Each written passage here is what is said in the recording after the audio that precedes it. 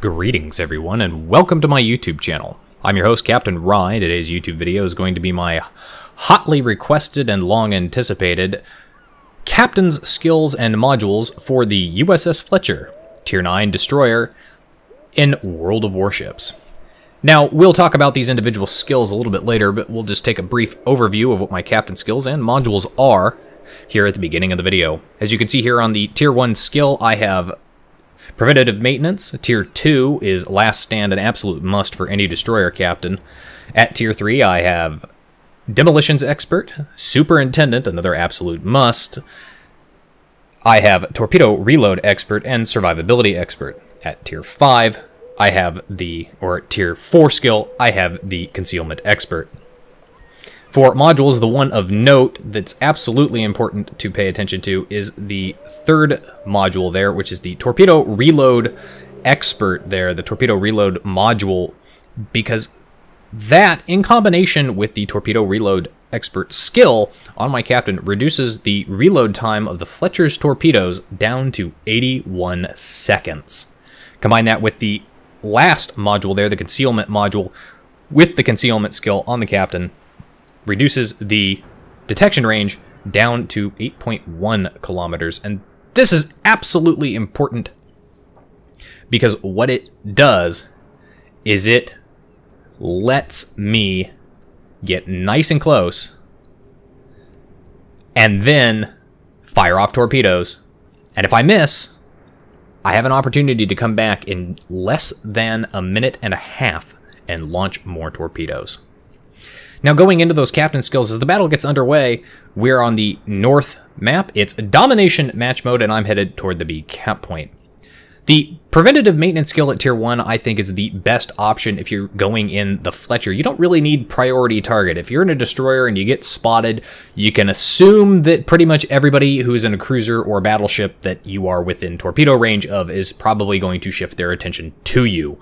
You can also probably assume that you're going to be shot at by any other destroyer who's more than likely detecting you.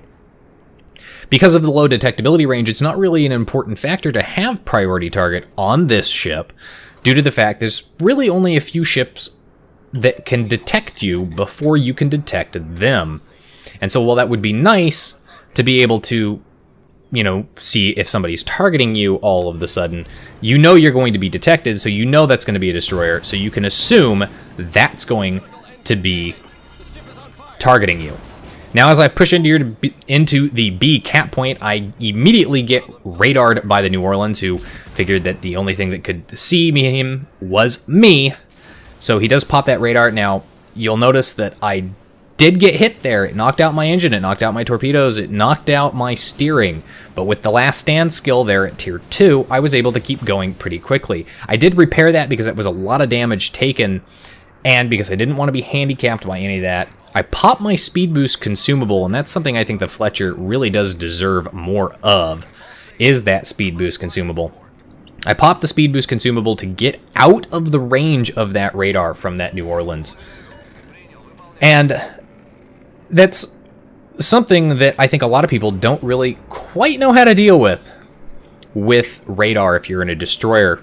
You got to turn and basically run away. Stop pressing the attack. You can use islands for cover, but if there's anything else that can shoot at you, like those other cruisers in the back there were able to shoot at me, you absolutely just want to turn and run away. You want to get out of that radar range as quickly as possible. It's going to last between 30 and 45 seconds, depending on what modules they have installed. So, also, getting yourself turned around and running away makes you a harder target. You are a narrow, slim target. Now, I get torpedoes off down two different channels there. The channel there in the center of the B cap point, as well as the channel off to the side of the B cap point. And that's when an enemy destroyer pops up. And that's actually kind of surprising. See, he is reversing, and I'm not entirely sure why he is. I was kind of hoping that I'd catch the New Orleans with at least one or two of those torpedoes if he started backing up, and it kind of looked like he was backing up there between those islands. Now, I hit something with torpedoes, but the New Orleans didn't take any damage yet, so I know I hit the destroyer there, and I did manage to hit that New Orleans with torpedoes.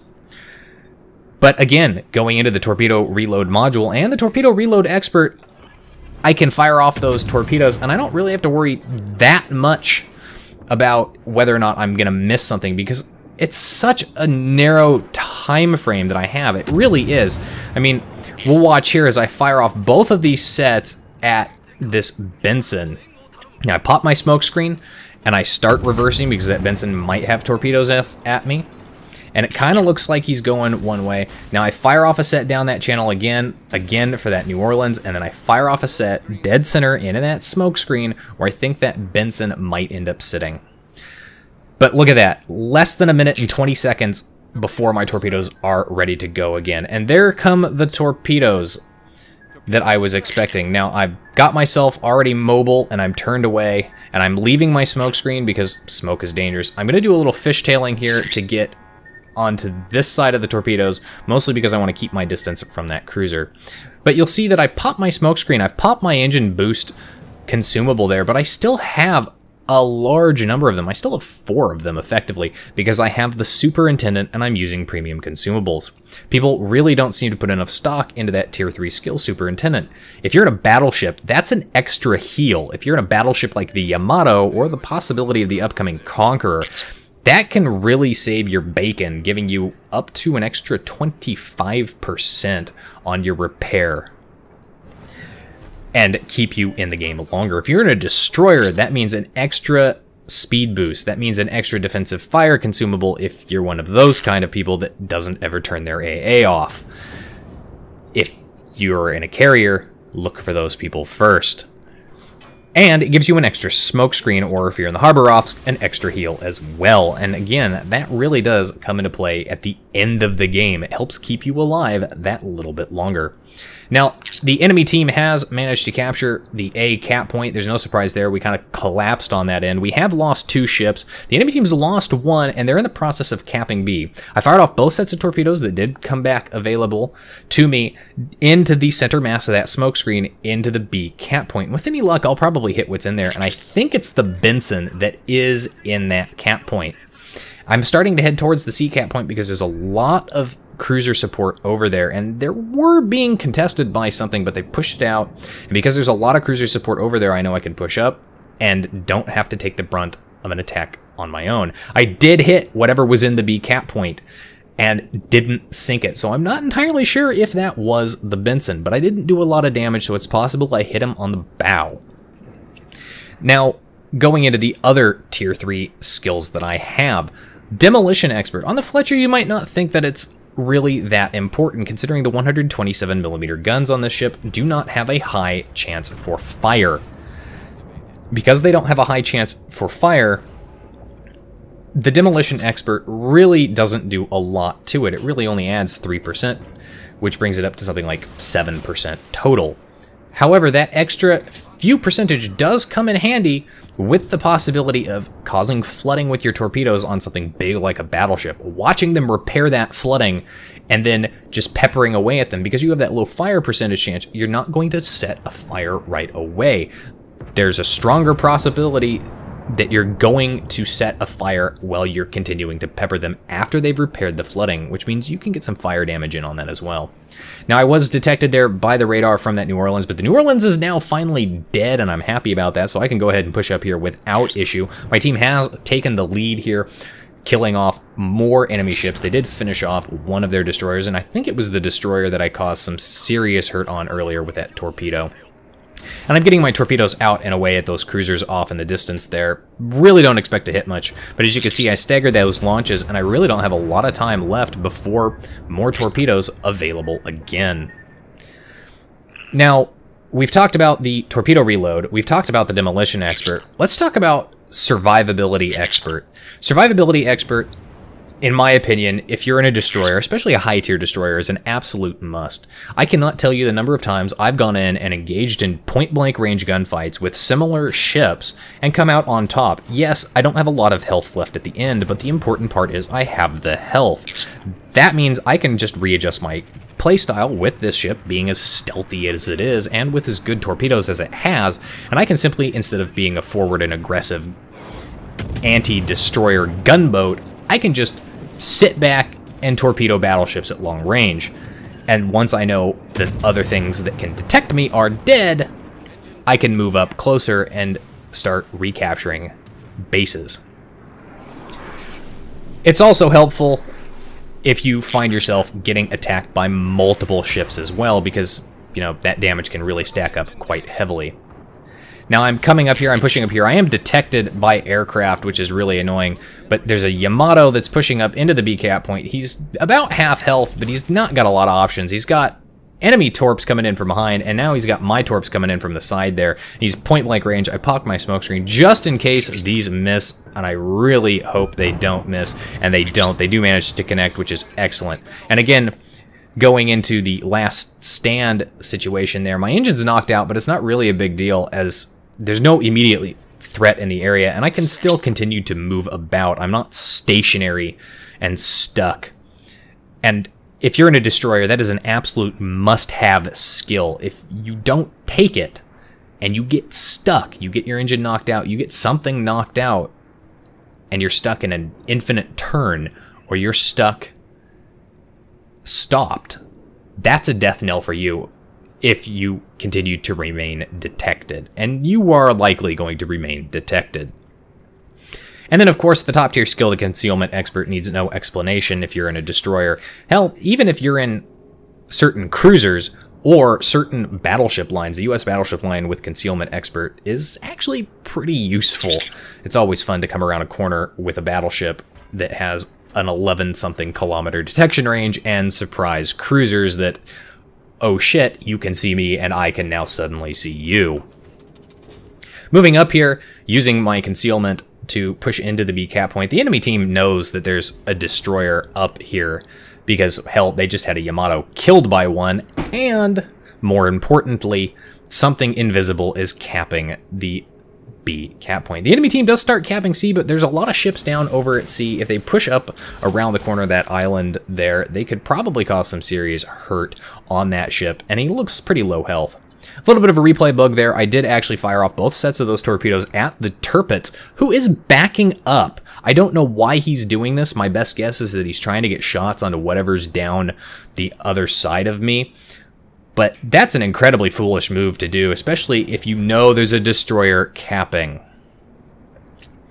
Now, with the modules, again, looking at the two modules that really are the only two that I care about and recommend are those torpedo reload module and, of course, the concealment module. Absolute musts if you're in a destroyer. Managed to nail that Tirpitz and take him out for my second kill in the game, finishing him off and securing me a pretty nice amount of damage. At the same time, I secured that base capture. Now, the enemy team is left to 2 destroyers and their carrier, as well as one other ship, but that other ship is not going to stick around very long, so it's just going to come down to 2 destroyers and their carrier. Now, our carrier got taken out pretty early on, mostly because he stayed sitting still until it was far too late. And of course, you can see there on the minimap, the last known location of the Loyang was up by our carrier, and I'm not quite sure if the Loyang got the kill on our carrier or not. But if you're in a carrier, pro tip, don't stay in one spot from the beginning of the game. It's going to end badly for you. And as a point, yes, that was a USS Enterprise that was on my team, and that is one of the reasons why I say premium carriers should not ever be a thing. Now I'm pushing up here into the A cap point because I am closest to the A cap point, and I'm not alone there, but I am now the last destroyer alive on my team, so I do need to be careful.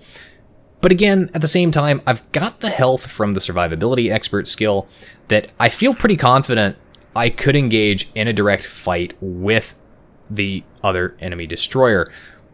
Now, I've also got the health.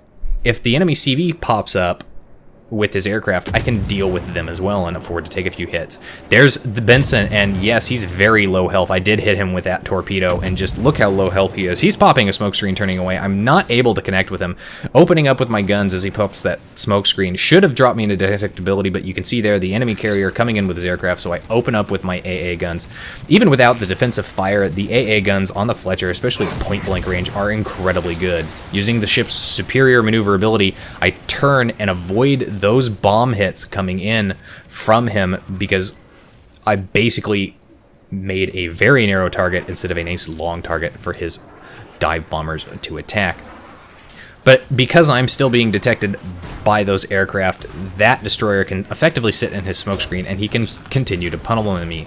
As much as I would love to continue capping the A cap point, I really need to close in and deal with this destroyer.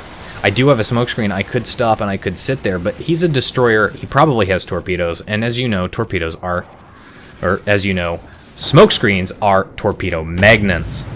Finally, drive him out of the smokescreen and lay into him. Cause some serious hurt onto him. He's almost dead. Can I finish him off? Come on, let that connect. Yes, do manage to finish him off.